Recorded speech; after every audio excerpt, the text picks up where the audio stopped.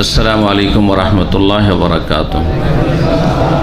इन्नल हम्दुलिल्लाह नहमदुहु व नस्तईनुहु व नस्तगफिरुहु व नऊज़ु बिल्लाहि मिन शुरूरि अनफुसिना व मिन सय्यिआति अमालिना मन यहदिहिल्लाहु फला मुदिल्ल लहु व मन युद्लिल फला हादिय लहु व अशहदु अन ला इलाहा इल्लल्लाहु वहदहु ला शरीका लहु व अशहदु अन्ना मुहम्मदन अब्दुहु व रसूलुहु सल्लल्लाहु तआला अलैहि व अला आलिहि व सहबिहि व सल्लम तस्लीमन कसीरा। अम्मा बाद फ़क़द क़ाल अल मुअल्लिफ़ रहिमहुल्लाहु तआला व अन शद्दाद इब्न औस रज़ियल्लाहु अन्हुमा क़ाल क़ाल रसूलुल्लाह सल्लल्लाहु अलैहि वसल्लम सय्यिदुल इस्तिग़फ़ार अन यक़ूल अल अब्दु अल्लाहुम्मा अन्त रब्बी ला इलाहा इल्ला अन्त ख़लक़तनी व अना अब्दुका व अना अला अहदिका व वअदिका मस्ततअतु अऊज़ु बिका मिन शर्रि मा सनअतु अबूउ लका बिनिअमतिका अलैया व अबूउ बिज़ंबी फ़ग़फ़िरली फ़इन्नहु ला यग़फ़िरुज़्ज़ुनूबा इल्ला अन्त अख़रजाहुल बुख़ारी। सम्मानित दीनी भातृमंडলী, আল্লাহ রাব্বুল আলামিনের প্রশংসা এবং প্রিয় নবী সাল্লাল্লাহু আলাইহি সাল্লামের উপর সালাত এবং সালামের পর আজ রবিবার 23 রমজান 1443 সিরি মোতাবেক 24 এপ্রিল 2022 আমাদের আলোচনা প্রতিদিন চলছে হাদিসের কিতাব বুলুগুল মারাম থেকে দোয়ার পর্ব। জিকির শেষ হয়েছে, তারপরে দোয়ার 3টি পর্ব হয়েছে। আজকে পর্ব নম্বর 4 দোয়া সম্পর্কে কয়েকটি হাদিস এবং সেগুলির ব্যাখ্যা বিশ্লেষণ ইনশাআল্লাহ তাআলা আপনাদের সামনে পেশ করার চেষ্টা করব। আল্লাহ রাব্বুল আলামিন যেন তৌফিক দান করেন। গতকালকে বর্ণনা করেছিলাম দোয়ার আদব কায়দা, আর তাতেই অধিকাংশ সময়গুলি চলে গেছিল। একটি হাদিস ছিল দোয়াতে হাত ওঠা সম্পর্কে। হাত ওঠানো সহি হাদিস দ্বারা প্রমাণিত, কিন্তু হাত ওঠানোর পরে হাত মুখে ফেরানো দোয়ার শেষে, এই মর্মে হাদিসটি দুর্বল। এতটুকু আমরা জেনেছি। আর তারপরে নবী সাল্লাল্লাহু আলাইহি সাল্লামের প্রতি দুরূদ ও সালাম পেশ করার ফজিলত এবং তার উপকারিতা ইহকাল পরকালে এ সম্পর্কে একটি হাদিস আমরা আলোচনা করেছিলাম এবং সেই হাদিসের ব্যাখ্যায় আরও কয়েকটি হাদিস পেশ করেছিলাম। হাদিসটি ছিল বুলুগুল মারামের 1358 নম্বর হাদিস। ইমাম হাফেজ ইবনে হাজার রহমতুল্লাহ আলাইহির কিতাব, খুব গুরুত্বপূর্ণ কিতাব, যাতে 1400-এর বেশি হাদিস রয়েছে। আমরা এখন 1358 নম্বর হাদিসে নবী সাল্লাল্লাহু আলাইহি ওয়াসাল্লামের প্রতি সালাত সম্পর্কে, দুরূদ সম্পর্কে হাদিস আলোচনা করেছিলাম, আর তার ব্যাখ্যাতে আরও কয়েকটি হাদিস। আজকে আমাদের সৈয়দুল ইস্তিগফারের দোয়া রয়েছে। মূল বিষয়বস্তু হচ্ছে সৈয়দুল ইস্তিগফারের দোয়া, কিন্তু তার আগে দুরূদ সম্পর্কে, নবীর প্রতি সালাত সালাম সম্পর্কে বেশ কিছু বিষয় গুরুত্বপূর্ণ রয়েছে, যা আলোচনা করব ইনশাআল্লাহ। তারপরে সৈয়দুল ইস্তিগফারের দোয়া এবং তার অর্থ ব্যাখ্যা বিশ্লেষণ এবং সেই দোয়ার গুরুত্ব, অপরিসীম, অনেক বেশি গুরুত্ব, এই বিষয়গুলি আলোচনা করব। দোয়াটি প্রতিটি মুসলিমের মুখস্থ থাকা উচিত। সৈয়দুল ইস্তিগফার আল্লাহর কাছে ক্ষমা চাওয়ার ক্ষেত্রে সবচেয়ে গুরুত্বপূর্ণ দোয়া। তো দুরূদ সম্পর্কে, নবী সাল্লাল্লাহু আলাইহি ওয়াসাল্লামের প্রতি সালাত সম্পর্কে যে হাদিসগুলি আলোচনা হয়েছে সেগুলি আর ফেরাবো না। আরেকটি হাদিস তাবরানীতে রয়েছে। দোয়ার সাথে দুরূদের খুব ঘনিষ্ঠ সম্পর্ক রয়েছে। প্রথম কথা, দুরূদ হচ্ছে নবী সাল্লাল্লাহু আলাইহি ওয়াসাল্লামের জন্য দোয়া, সেটি দোয়া। দুরূদ হচ্ছে কার জন্য দোয়া? নবী সাল্লাল্লাহু আলাইহি ওয়াসাল্লামের জন্য দোয়া। এবং নবী সাল্লাল্লাহু আলাইহি ওয়াসাল্লামকে নিজের প্রাণ চাইতে, নিজের জীবন চাইতে, নিজের বাপ মার চাইতে, ছেলেমেয়ের চাইতে, সব কিছুর চাইতে, দুনিয়ার সমস্ত কিছুর চাইতে, সবার চাইতে বেশি ভালোবাসা ফরজ। লা ইউমিনু আহাদুকুম হাত্তা আকুন আহাব্বা ইলাইহি মিন ওয়ালিদিহি ওয়া ওয়ালাদিহি ওয়ান নাসি আজমাইন। তোমাদের কোনো ব্যক্তি খাঁটি সত্যিকার অর্থে ঈমানদার হতে পারবে না যতক্ষণ পর্যন্ত আমি তার কাছে সবচাইতে প্রিয়জন না হয়ে যাব। ওয়ালিদিহি, তার পিতামাতার চাইতে, ওয়ালাদিহি, ছেলেমেয়ের চাইতে, ওয়ান্নাসে আজমাইন, এবং সমস্ত মানুষের চাইতে। ওমর রাদিয়াল্লাহু তাআলা আনহু বললেন, ইয়া রাসূলুল্লাহ, আপনাকে দুনিয়ার সবার চাইতে বেশি ভালোবাসি, সব কিছু চাইতে বেশি ভালোবাসি ইল্লা নাফসি, তবে মানুষের জানটা। আমাদের মতো এই লোক দেখানো কথাবার্তা ছিল না, যা ছিল যেটা ভিতরে ছিল সেটাই মুখে, ভিতরে এক কথা আর মুখে আর এক কথা, এই রকমের কোনো কিছু ছিল না সাহাবায়ে কেরামদের মাঝে। জি, সেই জন্য তিনি সত্য কথাটি তুলে ধরলেন, ইল্লা নাফসি, আমার জান, আমার জীবন, এটা সবচেয়ে প্রিয়। আপনি আমার কাছে সবচেয়ে বেশি প্রিয়, একমাত্র আমার জীবনটা ছাড়া। তখন নবী সাল্লাল্লাহু আলাইহি ওয়াসাল্লাম বললেন যে শোনো, অতক্ষণ পর্যন্ত কোনো ব্যক্তি সত্যিকার খাঁটি মুমিন মুসলিম হতে পারে যতক্ষণ পর্যন্ত নিজের জান চাইতে, নিজের জীবন চাইতে বেশি আমাকে ভালো না বাসবে।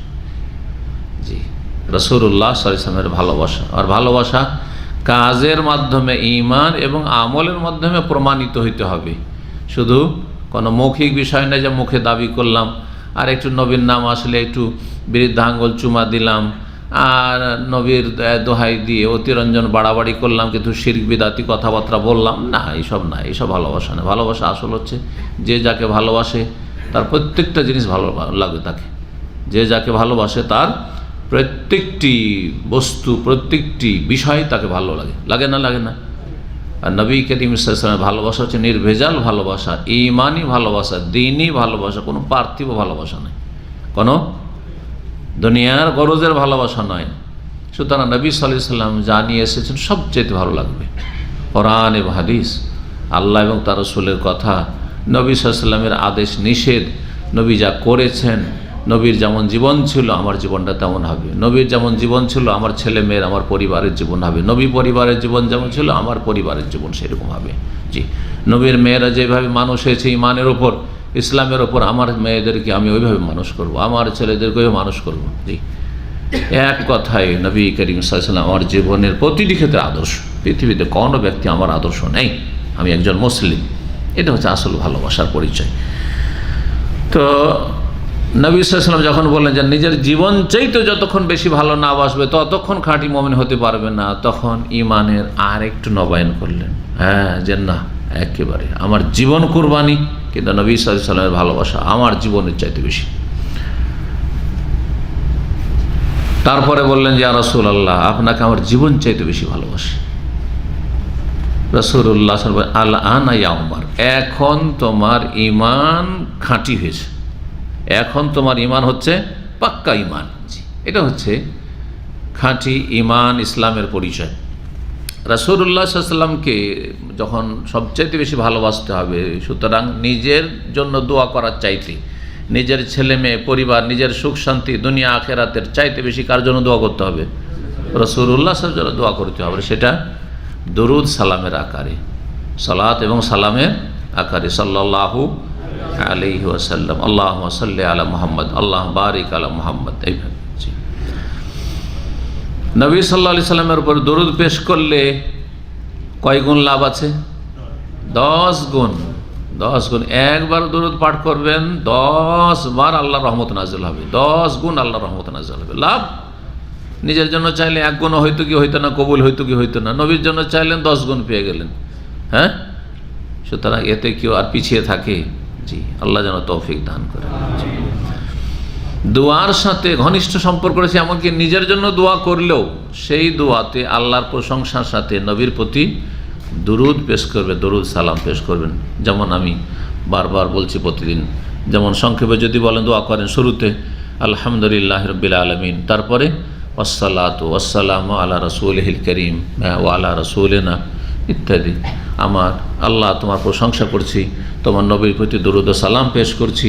আর তারপরে তখন নিজের জন্য দোয়া করেন, আরবিতে করেন, বাংলায় করেন, যে ভাষা বুঝেন সেই ভাষাই করেন, নিজের জন্য তখন দোয়া করেন, নিজের দোয়া পড়ে আল্লাহর প্রশংসা গুণগান পেশ করে, নবীর জন্য দোয়া, নবীর প্রতি দরুদ আগে।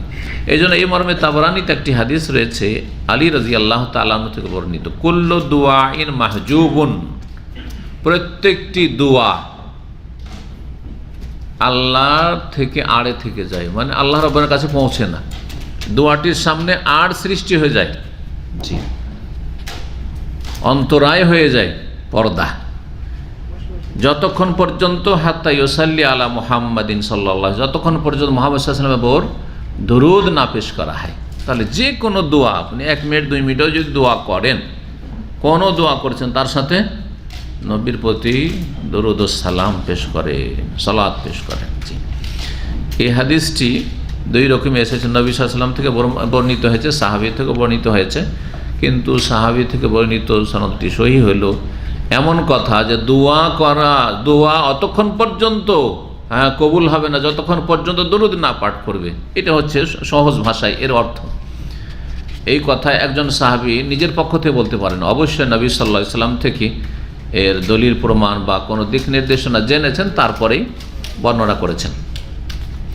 নবী সাল্লাল্লাহু আলাইহি সাল্লামের প্রতি যখন দরুদ পেশ করা হয় তখন অসংখ্য আল্লাহর ফেরেশতারা ভ্রমণ করছে পৃথিবীতে।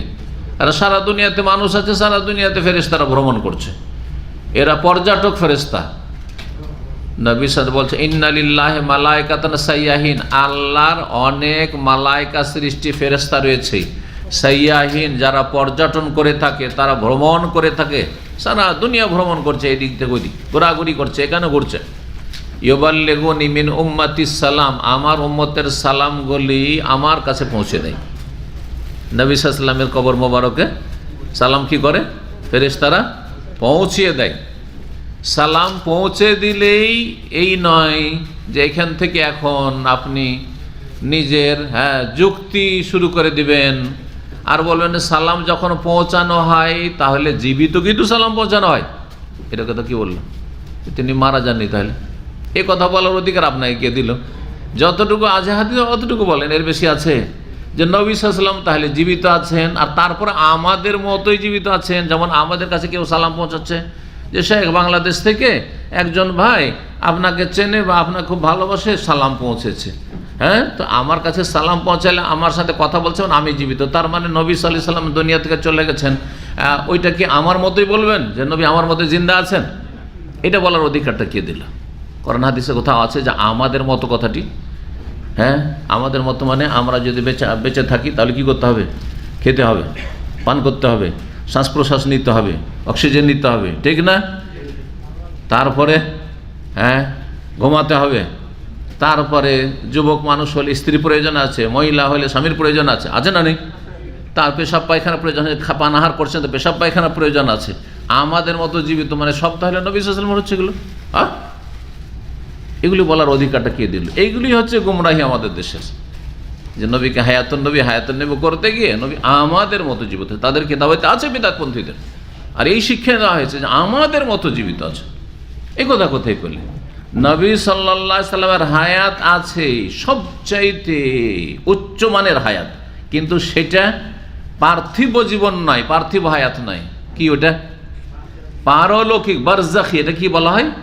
বারজাখি হায়াত বলা, হায়াতুন বারজাখিয়াতুন মানে পারলৌকিক জীবন, পরকালের জীবন। পরকালের জীবন আর দুনিয়ার জীবনে পার্থক্য আছে, এমনকি দুনিয়ার দুটো জীবনে পার্থক্য আছে। পরকাল তো আখের, দুনিয়ার আখেরা তো দুটো, কিছুই বুঝেন না যে আখেরাতে কবরে কি হচ্ছে না হচ্ছে, কার কি হচ্ছে না হচ্ছে, বুঝছেন? কবরে রেখে চলে আসলেন, যদি বসে থাকেন যে আমি একটু বসে থাকবো যে আমার আব্বার কি হচ্ছে, আমার আম্মার কি হচ্ছে, একটু কবরটা খুলেই আমি বসে থাকবো, সবাই চলে একটু ছিদ্র খুলে বসে থাকবো, দেখতে থাকবো কখন মনকার নাকির আসে আর জিজ্ঞাসা করে আর জবাব দিতে পারি কি পারে না, পাবেন নাকি দেখতে? কিন্তু সব তো আপনার চোখের সামনে হয়ে গেল, সব তো হয়ে গেল চোখের সামনে। আপনি বসে থাকলে তার মানে এই সওয়াল হবে না মনে করছেন নাকি? সব হয়ে গেল। এটা কি জীবন? পারলৌকিক জীবন। বসানো হইলো, জিজ্ঞাসা করা হইলো, জবাব দিতে পারলো না, সব হয়ে গেল। বলা কি লাতা সরুন, কিছু বুঝো না, কিছু দেখতে পারো বুঝো না। মানুষ যখন মারা যায়, ভালো মানুষ হইলে বলে কাদ্দেমনি কাদ্দেমনি, তাড়াতাড়ি আমাকে দাফন করো, তাড়াতাড়ি দাফন করো, আমাকে অশান্তিতে কেন রেখেছো? কিছু শুনতে পান? শুনতে পান? খারাপ লোক যদি হয়, যখন গোসল টোসল কাফন দিচ্ছেন তখন বলছে কোথায় নিয়ে যাচ্ছ? ইয়া ওয়াইলা, সর্বনাশ, হায় সর্বনাশ, আমাকে কি করবে? জাহান্নামে নিয়ে যাবে, আমি যাব না, আমাকে কেন নিয়ে যাচ্ছ? আইনা তাযহাবুন নবী, কোথায় নিয়ে যাচ্ছ আমাকে? শুনতে পান?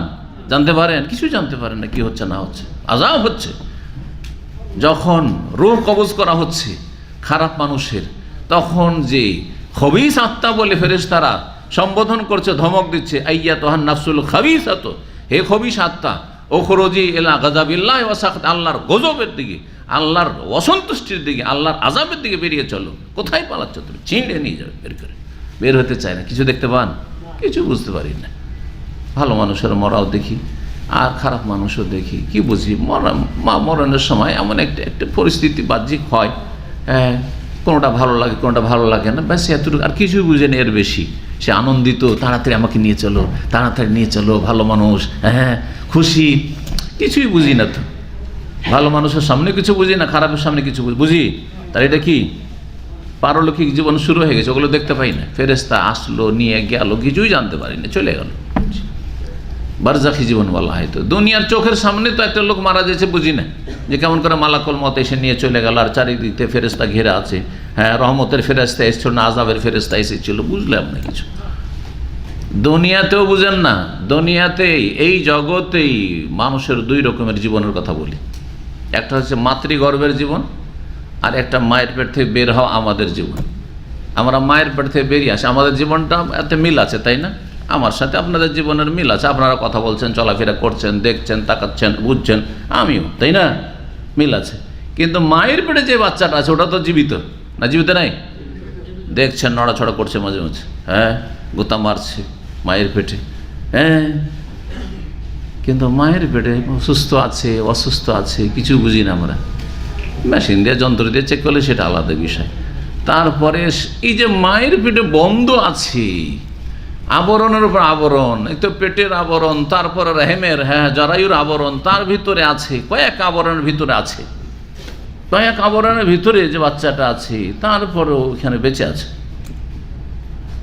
আপনাকে আমাকে কাউকে কোনো মানুষকে, একটা জীবিত মানুষকে, বাইরের মানুষকে যদি একটা বস্তাতেও ভরা হয়, বস্তার ভিতরে বস্তার মুখটা শুধু বেঁধে হয়, তো কয়েক আধা ঘন্টার মধ্যে মরে যাবেন হয়তো, ঠিক কিনা? চিন্তা করেন তাহলে। তো দুনিয়ারই এই দুটো জীবনই তো পার্থক্য আছে, কোনো মিল নাই। মায়ের গর্ভে জীবন আর মায়ের গর্ভের বাইরের জীবন, দুটো জীবন ভিন্ন ভিন্ন। তাহলে দুনিয়ার জীবন আর আখিরাতের জীবনে একই রকম করে দিলেন। হায়াতুন নবী বেঁচে আছেন, নাউযুবিল্লাহ। বেদাতের কিতাব হচ্ছে নবীর সামনে তাদের বিবিগণকে পেশ করা হচ্ছে, আউযুবিল্লাহ মিনাশ শাইতানির রাজিম। হ্যাঁ, নবী আমাদের মতো, হ্যাঁ, খাওয়া দাওয়া করছেন, লা হাওলা ওয়ালা কুওয়াতা ইল্লা বিল্লাহ। না, নবীর জীবন আছে পারলৌকিক জীবন, শহীদদের জীবন আছে পারলৌকিক সম্মান, সবচেয়ে বড় সম্মানের জীবন শহীদদের, আর তার চাইতে বেশি সম্মানিত আম্বিয়া রসুলগণের। হ্যাঁ, কারণ নবী রসুলগণের মর্যাদা শহীদদের উপরেও। জি হ্যাঁ, এই জন্য আল্লাহ শহীদদের সম্পর্কে বলেছেন যে ওদেরকে তোমাদের মতো মৃত বলিও না। সাধারণ লোক একটা মারা গেল, আর একটা লোক আল্লাহ রাস্তায় শহীদ হলো, একজন নবী, দুইজনের পারলৌকিক জীবন সমান নয়। একজন পাপীর জীবন, হ্যাঁ, মরার পরে, আর একজন নেক লোকের জীবন সমান নয়, অবশ্যই সমান নয়। একজনের সম্মানজনক জীবন, আর একজনের হচ্ছে লাঞ্ছনাকর জীবন, কষ্টের জীবন। দুনিয়াতেও তো যারা খুব কষ্টে থাকে, একেবারে অসুস্থ, পয়সাও নেই আর পারিবারিক শান্তিও নেই, হ্যাঁ, যারা এরকম কষ্টে থাকে, তখন কি বলে যে এটা কোনো জীবন হলো? হ্যাঁ, এ তো জীবন কোনো জীবনই না, বলি না? বেঁচে আছে তো, তারপরে জীবনই না কেন বলছেন? হ্যাঁ, কারণ এই জীবন কোনো সুখ শান্তির জীবন না। জি, তো কথা ওইদিকে এই জন্য বাড়াচ্ছি যে আকীদাগত ভুলগুলো, ধর্মীয় বিশ্বাসের ক্ষেত্রে আমাদের অনেক ভুল আছে।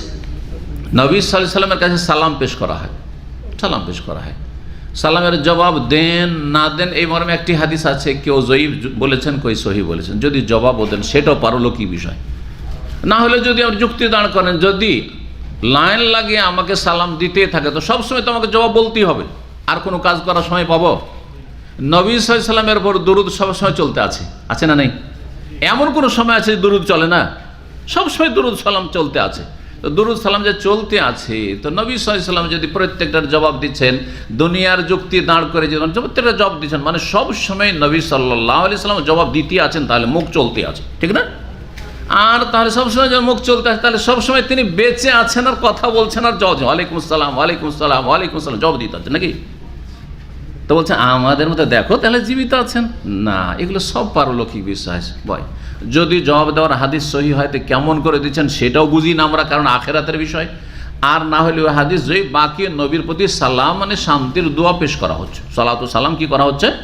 পেশ করা হচ্ছে। কারো সামনে পেশ করা আলাদা জিনিস, আর তারপরে সেটাকে দুনিয়ার সাথে তুলনা করা একেবারে ভিন্ন জিনিস। মোটেই পরকালের বিষয়গুলিকে দুনিয়ার সাথে কোনো রকমের তুলনা করা যাবে না। তো নবী সাল্লাল্লাহু আলাইহি সাল্লামকে সালাম পেশ করা হয়, এতটা আমরা বিশ্বাস করি। কিন্তু তারপরে কি হয় না হয় আর তার কি ধরন রয়েছে আখিরাতের বিষয়, সেগুলি বুঝি না। জি, নবী সাল্লাল্লাহু আলাইহি সাল্লামের প্রতি দুরূদ ও সালাম পেশ করার উপকারিতা বলে আগে বাড়ার চেষ্টা করি। অনেক উপকারিতা রয়েছে। ইমাম ইবনুল কাইয়িম রাহিমাহুল্লাহর একটি সুন্দর কিতাব রয়েছে দুরূদ ও সালামের ওপর, নবীর প্রতি, জালাউল আফহাম ফিস সালাত ওয়াস সালাম আলা খাইরিল আনাম। এই কিতাবে তিনি বর্ণনা করেছেন বেশ কিছু লাভ, দুনিয়া আখিরাতের লাভ যদি দুরূদ সালাম পেশ করেন নবী সাল্লাল্লাহু আলাইহি ওয়াসাল্লামের উপর। একটি প্রথম লাভ হচ্ছে যে আল্লাহর হুকুম পালন করলেন। কি করলেন? আল্লাহর হুকুম। সবচেয়ে বড় কাজ হচ্ছে আল্লাহর হুকুম পালন করা। আপনি যে একটা আল্লাহর হুকুম পালন করলেন বা রসুলের হুকুম পালন, এটি কি কম বড় কথা নাকি?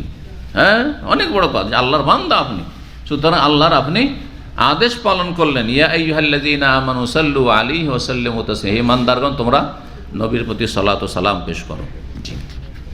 দুই নম্বর উপকারিতা হচ্ছে যেটা একটু আগে বললাম, যে একবার দুরূদ পড়লে 10 বার আল্লাহর রহমত নাজিল হবে। 3 নম্বর ফায়দা হচ্ছে যে দুয়ার সাথে যদি দুরূদ পড়েন তো দোয়া কবুল হওয়ার চান্স বেশি, দোয়া কবুল হওয়ার আশা করা যেতে পারে। না হলে আসমান জমিনের মাঝখানে দোয়া বাধাগ্রস্ত হয়ে থেকে যায়, আসমান জমিনের মাঝখানে বাধাগ্রস্ত হয়ে থেকে যায়। 4 নম্বর উপকারিতা হচ্ছে যে দুরূদ সালাম নবীর প্রতি পেশ করলে গুনাহ খাতা মাফ হয়। কি হয়? নবীর জন্য দোয়া করলেন, আপনার গুনাহ মাফ হয়েছে, আমার গুনাহ মাফ হচ্ছে। জি, সাল্লাল্লাহু আলাইহি ওয়াসাল্লাম, আল্লাহুম্মা সাল্লি আলা মুহাম্মদ, আল্লাহুম্মা বারিক আলা মুহাম্মদ, আমার গুনাহ মাফ হয়েছে, আপনার গুনাহ মাফ হয়েছে। 5 নম্বর উপকারিতা হচ্ছে যে দুরূদ সালাম পেশ করলে মানুষের প্রয়োজন পুরা হয়। মানুষের প্রয়োজন 2 রকম, বালা মুসিবত দূর করা, বালা মুসিবত থাকলে, আর যা প্রয়োজন তা হাসিল করা। মানুষ বালা মুসিবত থেকে ভালো থাকতে চায়, নিরাপদ থাকতে চায়, আর সুখের যে সামগ্রী রয়েছে সেগুলি চায়, প্রয়োজন। যে খাবার লাগবে, টাকা পয়সা লাগবে, নাহলে কেউ চলতে পারবে? কেউ চলতে পারবে, তাই না? হ্যাঁ, আপনার এখানে বৈধতা লাগবে, সৌদি আরবে থাকলে এখানে বৈধতা লাগবে, পাসপোর্ট লাগবে, একামা লাগবে, বাড়িঘর লাগবে, তাই না? পরিবারকে বাড়িঘর বাসস্থান দিতে হবে, তাদের খরচ খরচা পাঠাইতে হবে, দুনিয়ার যা প্রয়োজন রয়েছে। তো মানুষ যখন নবীর প্রতি সালাত ও সালাম পেশ করে তাতে মানুষের কি হয়? প্রয়োজন পুরা হয়, প্রয়োজন পুরা হয়।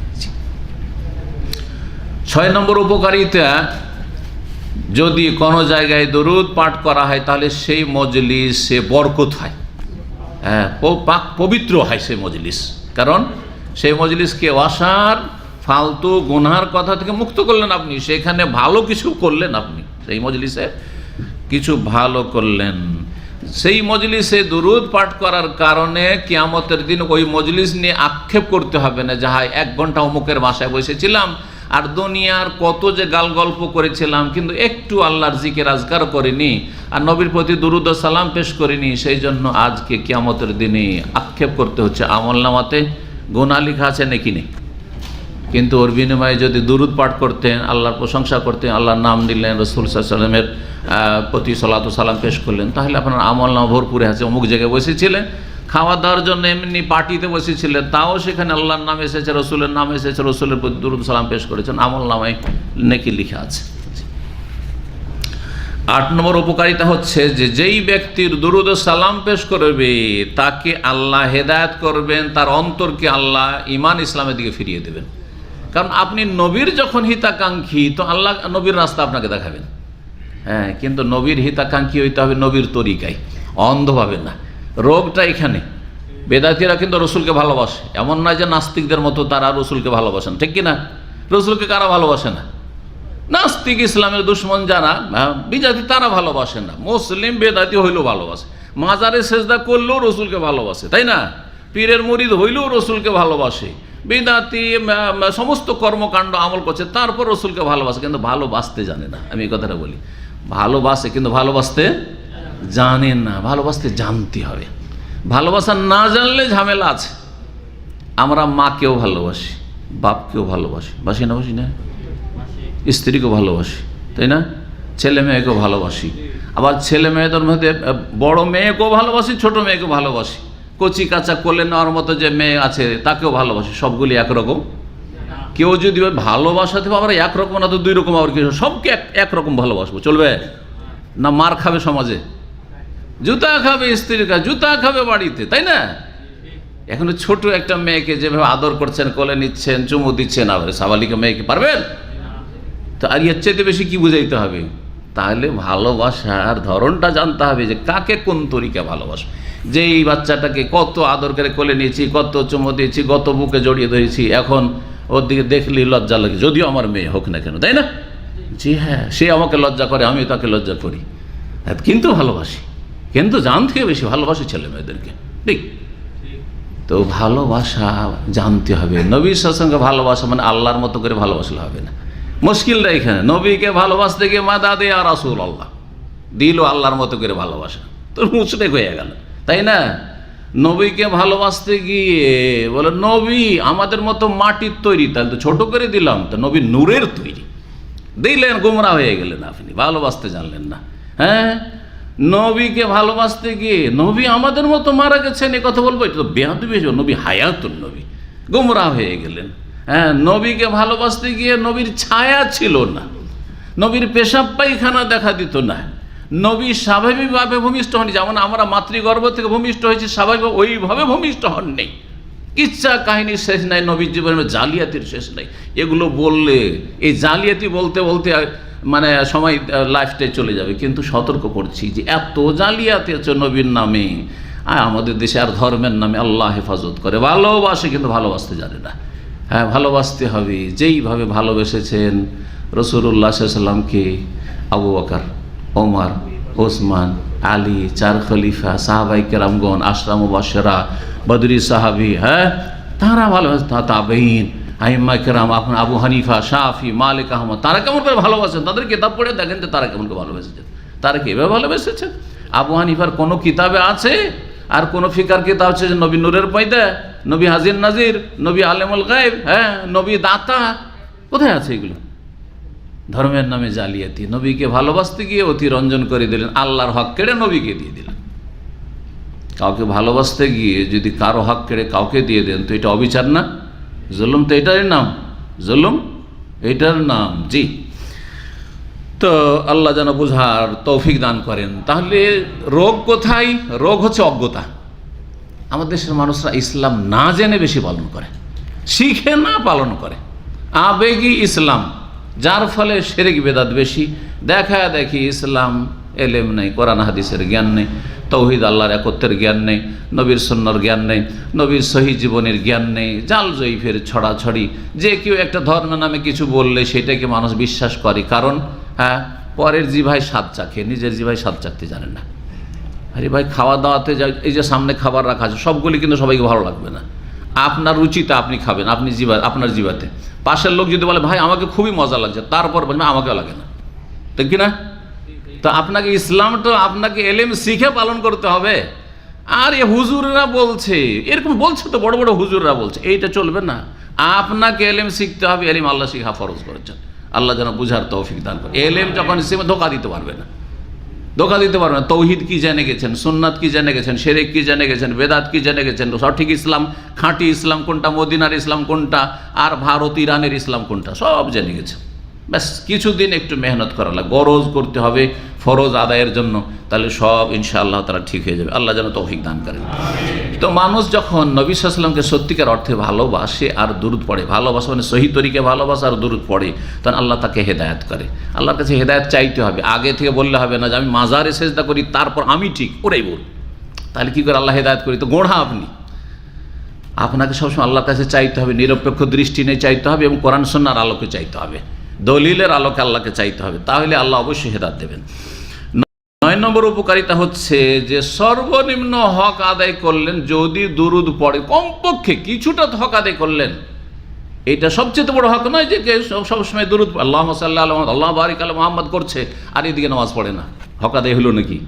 এদিকে ফজরে যায় না, হ্যাঁ এদিকে রোজা রাখে না, হ্যাঁ এইদিকে মেলা পাপ করছে, হারাম খাচ্ছে, সুদ খাচ্ছে, ঘুষ খাচ্ছে, আর আল্লাহুম্মা সাল্লি আলা মুহাম্মদ, আল্লাহু বারিক আলা মুহাম্মদ, হক আদায় হবে? তো আসল হক আদায় হচ্ছে নবীর তরিকায় চলা। আসল হক আদায় হচ্ছে নবীর তরিকায় জীবনটাকে গড়ে তোলা, হুবহু যেমন নবী ওই রকম নবীর ফটোকপি হওয়ার চেষ্টা করবো সাল্লাল্লাহু আলাইহি ওয়াসাল্লাম। কিন্তু সর্বনিম্ন হক আদায়, কমপক্ষে কিছু হক আদায় দৈনিক করছি, যে নবীর নাম আসলে সাল্লাল্লাহু আলাইহি ওয়াসাল্লাম পাঠ করছি। জি, নবীর হক আদায় করলেন। 10 নম্বর হচ্ছে যে যদি নবীর প্রতি দরুদ পেশ করেন তাহলে আপনি কৃপণতা মুক্ত হইলেন। কি মুক্ত হইলেন? আপনাকে আল্লাহ বখিল বলে লিখবেন না। পয়সা খরচ করতে পারেনি, অভাব ছিল। সবাই যে পয়সা খরচ করতে পারে জরুরি না। আপনার নিজের সংসার চলে না, কি করে আপনি দান খায়রাত করবেন? করতে পারছেন না। কিন্তু যদি নবীর প্রতি বেশি বেশি দরুদ পেশ করেন তাহলে আপনি বখিলদের দলে, কৃপণদের দলে সামিল হবেন না। জি, আপনি দানশীল, আপনি নবীর হিতাকাঙ্ক্ষী ছিলেন এবং নবীর জন্য আপনি দোয়া করেছেন সবসময় সাল্লাল্লাহু আলাইহি ওয়াসাল্লাম বলে। জি, নবীর প্রতি দরুদ পেশ করা, এই যে সালাত শব্দটি আরবিতে এসেছে, এর মানে কি? এর অর্থ সম্পর্কে 3টি উক্তি রয়েছে। একটা হচ্ছে যেটা সবাই প্রায় জানি, সবাই বলে থাকি, জি, সেটা হচ্ছে দরুদ সালাত মানে হচ্ছে রহমত। এই জন্য সাল্লাল্লাহু মানে আল্লাহর রহমত বর্ষণ হোক, আমরা অনুবাদ কি করি? আল্লাহর রহমত বর্ষণ হোক। আর ওয়াসাল্লাম শান্তির ধারা, সালাম মানে হচ্ছে শান্তি, সালাত মানে তাহলে রহমত, আর সালাম মানে হচ্ছে শান্তি বর্ষিত হোক। এই একটা অর্থ করি। এইটাই অধিকাংশ লোকেরা পরবর্তীকালে বর্ণনা করেছে, মানে এটাই পরম্পরা চলে এসেছে আর এটাই ব্যাপক হারে এই অর্থটি ছড়িয়ে আছে, এটা সবাই বুঝে। 2 নম্বর অর্থ কেউ কেউ করেছেন না, আল্লাহর পক্ষে ক্ষমা, সাল্লাল্লাহু মানে আল্লাহ নবী সাল্লাল্লাহু আলাইহি সাল্লামকে ক্ষমা করে দিন। তা নবী সাল্লাল্লাহু আলাইহি সাল্লামের এমন কোনো পাপ নেই, তারপরেও মানুষ ক্ষমার আল্লাহর মুখাপেক্ষী সবাই। তো সালাত মানে হচ্ছে মাগফিরাত, একদল বলছেন সালাত মানে হচ্ছে মাগফিরাত। তো মানুষকে এমনিও যদি আল্লাহ রব্বুর মাফ করে মর্যাদা উঁচা হবে। একটা লোকের গুনাহ নাই, তারপর আল্লাহর মুখাপেক্ষী, আল্লাহর ক্ষমার মুখাপেক্ষী। তো এই হিসাবে কেউ কেউ অর্থ করেছে। এই দুটো অর্থ, প্রথমটি বেশি প্রসিদ্ধ, কিন্তু তারপরে এই দুটোই দুর্বল। তৃতীয় অর্থ যেটা প্রখ্যাত তাবি আবুল আলিয়া রহমতুল্লাহ আলাই, বিখ্যাত তাবি এবং ইমাম ছিলেন, তাবেঈনদের যুগে অনেক সাহাবায়ে কেরামদের ছাত্র, তিনি বর্ণনা করেছেন, বুখারীতে এই অর্থটি রয়েছে। সেটা হচ্ছে সালাত মানে আল্লাহ যে সালাত করেন, ইন্নাল্লাহ ওয়া মালাইকাতুহু ইউসাল্লুনা আলান নবী, আল্লাহর পক্ষ থেকে সালাত, আমাদের পক্ষ থেকে যখন সালাত হবে তখন আমরা নবীর জন্য দোয়া করছি। কি করছি? আল্লাহর কাছে দোয়া করছি, আল্লাহুম্মা সাল্লি আলা মুহাম্মদ, আল্লাহ তুমি মুহাম্মদ সাল্লাল্লাহু আলাইহি ওয়াসাল্লামের উপর রহমত বর্ষণ করো, অথবা আল্লাহ তুমি তার যে গুণগান রয়েছে সেগুলি তুমি তোমার ফেরেশতাদের সামনে আলোচনা করো ইত্যাদি। কিন্তু আল্লাহর পক্ষ থেকে কি রহমত বর্ষণ করা, এটা একটা অর্থ যেটা প্রসিদ্ধ। কিন্তু আবুল আলিয়া রাহিমাহুল্লাহ যে অর্থটি করেছেন সেটা হচ্ছে, শোনেন ভালো করে, বলছেন হুয়া সানাউল্লাহি আলা রাসূলিহি, আল্লাহ নবীর ভালো গুণ চর্চা করেন। গুণ চর্চা করা, কোন একটা মজলিসে আছেন আর এমন একজন ব্যক্তি যাকে আপনার ভালোবাসেন, খুব ভালো মানুষ, সে কিন্তু সেখানে নেই, ঠিক না? সেখানে নেই, কিন্তু তার কি করছেন আপনারা? গুণগান করছেন, মানে যে গুণ রয়েছে গুণ চর্চা করছেন। তিনি অমায়িক মানুষ, তিনি এত ভালো মানুষ, তিনি এইরকম, তিনি এইরকম, তিনি এইরকম, তিনি এইরকম কাজ করেন, এত ভালো কাজ করেন ইত্যাদি। এই যে সম্মান বাড়ছে তার। তো আল্লাহ রাব্বুল আলামিন তার আরশ, আজ মহান আরশে তার চারপাশে অসংখ্য মালায়েকাদের সামনে নবী সাল্লাল্লাহু আলাইহি সাল্লামের কি করেন? সুনাম করেন, সহজ ভাষায় সুনাম করেন, আলোচনা করেন, নবী সাল্লাল্লাহু আলাইহি সাল্লামের কথা আলোচনা করেন ফেরেশতাদের সামনে, যে আমার নবী এইরকম, আমার নবী এই, আমার নবী হচ্ছেন এই, আমার নবী হচ্ছেন এই সাল্লাল্লাহু আলাইহি ওয়াসাল্লাম। এই অর্থটি প্রথম যুগ থেকেই বর্ণিত হয়েছে, কিন্তু প্রসিদ্ধ যে অর্থটি সেটি রহমতের। সাধারণ মানুষ রহমতের অর্থটা জেনে রাখাই যথেষ্ট। আসল আলোচনা কিন্তু আমরা আজকে পৌঁছতে দুরুদ বলতে গিয়ে দুরুদের নেগেটিভ, পজিটিভ। নেগেটিভ মানে বেদাতি দুরুদ থেকে বেঁচে থাকবেন, বাড়াবাড়ি থেকে বেঁচে থাকবেন, আর পজিটিভ হচ্ছে বেশি বেশি দুরুদ পেশ করবেন সুন্নতি তরিকায়। সৈয়দুল ইস্তিগফারের দোয়া নিয়ে আলোচনা করি। 1359 নম্বর হাদিস, সাদ্দাদ বিন আউস রাদিয়াল্লাহু তাআলা আনহু থেকে বর্ণিত। তিনি বলেন, রাসূলুল্লাহ সাল্লাল্লাহু আলাইহি সাল্লাম বলেছেন, সৈয়দুল ইস্তিগফার। ইস্তিগফার মানে কি? কে বলবে? ক্ষমা না ক্ষমা চাওয়া? ক্ষমা চাওয়া। ইস্তিগফার মানে ক্ষমা চাওয়া, জি। আর মাগফিরাত মানে ক্ষমা, জি। মাগফিরাত মানে হচ্ছে ক্ষমা। তো ক্ষমা চাওয়ার যত দোয়া রয়েছে তা সমস্ত দোয়ার মধ্যে সবচেয়ে শ্রেষ্ঠ দোয়া, সৈয়দ মানে হচ্ছে সরদার, সৈয়দ মানে হচ্ছে নেতা, হ্যাঁ, সাইয়্যেদ মানে হচ্ছে মালিক। তো যত দোয়া রয়েছে আল্লাহর কাছে ক্ষমা চাওয়ার, তওবা করার, ইস্তেগফার করার, তার মধ্যে সবচাইতে গুরুত্বপূর্ণ শ্রেষ্ঠ দোয়া হচ্ছে এইটি কি, আই ইয়াকুল আল আব্দ, নবী সাল্লাল্লাহু বলছেন যে বান্দা এইভাবে বলবে সাইয়্যিদুল ইস্তেগফার, আল্লাহুম্মা, আল্লাহুম্মা মানে হ্যাঁ হে আল্লাহ, আল্লাহুম্মা মানে ইয়া আল্লাহ, জি হে আল্লাহ, আনতা রব্বি তুমি আমার প্রতিপালক, রব মানে পালন কর্তা, যিনি আমার একদম না থেকে হায়ে নিয়ে এসে এই বাড়াতে বাড়াতে বাড়াতে পালন করতে করতে এইরকম এতে পৌঁছিয়েছেন, সমস্ত স্তরে যিনি আমাকে এইভাবে বাড়িয়েছেন। রব পালন করা, এটা পালন কর্তা, প্রতিপালক, রব, আল্লাহ হচ্ছেন রব, জি আল্লাহুম্মা আনতা রব্বি। তো এখানে এক নম্বর যেটা করলেন যে আল্লাহ রুবুবিয়াতের সাক্ষী দিলেন, আল্লাহ তুমি কি আমার মালিক, সৃষ্টিকর্তা, রব, প্রতিপালক। লা ইলাহা ইল্লা আনতা তোমার ছাড়া কোনো সত্য মাবুদ নেই। দুই নম্বরে কি করলেন, কালেমা তৌহিদের সাক্ষী দিলেন, লা ইলাহা ইল্লা আনতা মানে লা ইলাহা ইল্লাল্লাহ, কালেমায়ে তাইয়্যিবা যেন পাঠ করলেন, আল্লাহ তোমার ছাড়া কোনো সত্য মাবুদ নেই, তৌহিদুল উলুহিয়াত। আনতা রব্বিতে তৌহিদের রুবুবিয়াত রয়েছে, যারা তৌহিদ সম্পর্কে পড়াশোনা করেছেন বেশি বুঝতে পারবেন। আর লা ইলাহা ইল্লা আনতাতে রয়েছে তৌহিদুল উলুহিয়া বা তৌহিদুল ইবাদত। তুমি যখন মালিক, তুমি যখন পালন কর্তা, তো ইবাদত বন্দেগী কার? তোমারই একমাত্র, আর কারো না। লালন পালন করবে তুমি, প্রতিপালক তুমি, সব দাতা তুমি, আর ধর্ণা দেবো কারো সামনে না, তোমার সামনে ধর্ণা দেবো, তুমি আমার সত্য মাহবুদ, লা ইলাহা ইল্লা আনতা। তারপরে খালাকতানি, আল্লাহ তুমি আমাকে সৃষ্টি করেছো, আমাকে তুমি সৃষ্টি করেছো, আর কেউ সৃষ্টি, আমার বাপ মা সৃষ্টি করেনি, ওরা জন্মদাতা, সৃষ্টিকর্তা জন্মদাতার কোনো ক্ষমতা নেই, যদি আল্লাহ যদি ফয়সালা না করে যে দেবো এই ঘরে অমুক ছেলে দেবো, না হলে কোনো ক্ষমতা ছিল না। জি তুমি আমাকে সৃষ্টি করো, ওয়ানা আব্দুকার আমি তোমার বান্দা, আমি তোমার, তুমি স্রষ্টা আর আমি তোমার দাস, নিজের দাসত্ব প্রকাশ করলেন। ওয়ানা আলা আহদেকা ওয়াদেকা, আর আমি তোমার সাথে যে চুক্তি, যে তোমার ইবাদত করব তার উপর আমি অটল আছি। সেই আদম আলাইহিস সালামকে সৃষ্টির পরে যে তুমি রোজে আজলে চুক্তি নিয়েছো আল্লাহ, সেই কথার উপর আমি কি আছি? অটল আছি। ওয়াদেকা তোমার সাথে যে ওয়াদা প্রতিশ্রুতি তার উপর আমি অনড় আছি, অটল আছি। মাস্তাতাতু যতটা পারি, মাস্তাতাতু যথাসাধ্য, কারণ করণীয়ের ক্ষেত্রে যথাসাধ্য অবশ্যই। যদি রোজা না রাখতে পারেন, অসুস্থ থাকেন, তো আল্লাহ ছাড়বে না। নামাজ পড়তে হবে, দাঁড়াইতে পারেন না, তো বৈশা পড়া যাবে না। শুয়ে বৈশাও পারছেন না, তাহলে শুয়ে পড়া যাবে না। না হুঁশই নেই, বেহুশ হয়ে গেছে, তাহলে পারছি না, নামাজই নেই, মাফ, ঠিক কিনা? মাস্তা, এই জন্য যথাসাধ্য করণীয়ের ক্ষেত্রে যথাসাধ্য পালন করতে, যথাসাধ্য পালন করতে। একজন লোক যদি রোজা রাখে, সে মরে যাচ্ছে, বলছে না রোজা রাখা গুনাহ তোমার জন্য, আগে বাঁচতে হবে, আগে তোমাকে বাঁচতে হবে, তোমার জন্য মাফ, এখন রোজা রাখে না, পরে কাজা করবে সুস্থ হইলে। জি যথাসাধ্য।